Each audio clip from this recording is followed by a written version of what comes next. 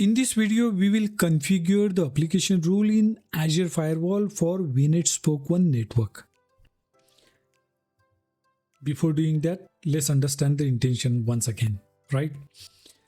We have already implemented this particular architecture. We have a transitive routing also in place. But what is that we're trying to achieve in this particular demonstration is that these particular VMs can talk to some specific applications over the internet, such as, let's take example, oracle.com and the microsoft.com. These are the two websites. We want to ensure that these particular networks can talk to them, right? That is what we're trying to achieve in this particular demo. So let's get on the portal. I am on the VM1 right now. You can take a look. It's a Spoke VM. And what is that I'm gonna do? I am just going to check whether we can access oracle.com or the microsoft.com. I say www.oracle.com and it says to me that can't connect securely to this page. Let's take a look for Microsoft.com. Can I access the Microsoft.com from this VM? It says no, right? So what is the thing that we're gonna do? We're going to add a rule which will allow us to talk to these websites. That's called the application. So let's go back to the portal. Let me pull out the portal. All right, so we go to the firewall policies. In the firewall policies, we access the FW policy, right, which is the name of the firewall policy. And here we gonna add a application rule. What is the application rule that we gonna implement? Let's say apps rule for, you can name something like that. We need Spoke 1. You have to be something innovative, to name the rule based on your culture, within the organization. And how do you do that, right?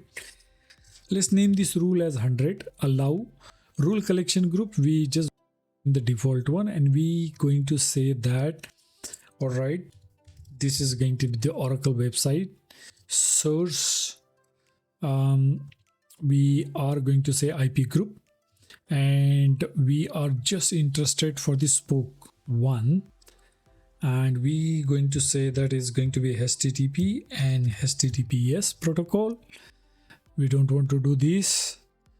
And destination going to be, let's say in this case, star.oracle.com comma star.microsoft.com, right? And add.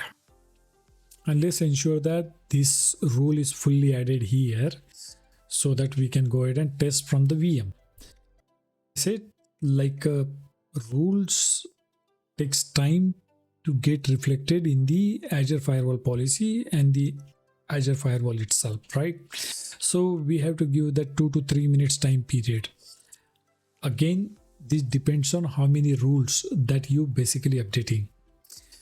And the problem with these rules is that you can't do simultaneously. You have to do one at a time. And that is why I said to you, IP group plays very important role. It saves up a lot of time updating the firewall. If you try to do directly within the firewall, then it's a time consuming process. Okay, that is what you need to understand. That's where my recommendation is, always make use of the IP rules for the subsequent update. I mean, first time anyway is going to take a time, but the subsequent update, within that particular rule will not be this much time consuming. All right, you can see that the rule is added. Now, what is that we're gonna do? We basically head back to the VM and let's see Microsoft.com. Do we have any kind of luck? Still says no. It doesn't like that. So let's see www There you go. All right.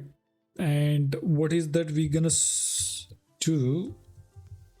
Can we do oracle.com? But if we say rather.com,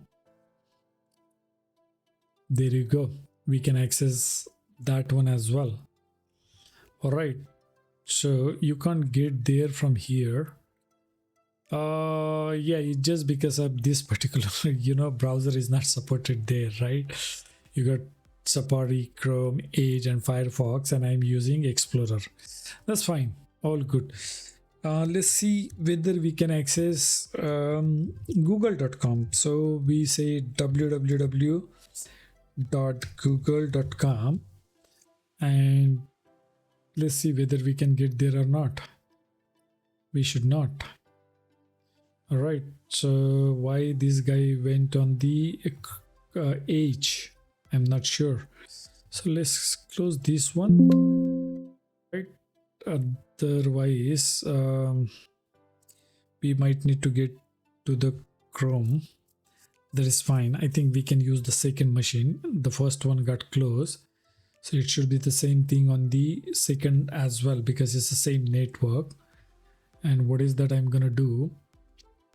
I am going to check https www.google.com. It should not allow us in this particular case again. See, this is the problem. That is why I always prefer to do the IE setting that you see here off. When you particularly use the Explorer. Let's close this one, and it says you can't access this page. But if you go here, it should let you do the Microsoft.com and the Google.com. Right? Close. You can access that page. Right? That's how application rule works actually. I think if we go back and add here google.com, it should let you access the google.com as well. Okay, I hope you got a good understanding now how to add DNAT rules, network rules, and application rules. DNAT rules takes priority, then network rules, and then application rules. So you have to ensure that just adding like a 443 for all the website in the network rules for all the network within your environment. If you do that, then there is no point having the application rule, right? That is what you need to understand properly when you add the rules, particularly network and application. DNAT rule, in few cases you might use it, but I don't feel that it's a much more popular pattern to let people access the private resources. Okay, if somebody want to do the RDP, it would be some different solution altogether, like in the form of AVD, or it could be P2S, right?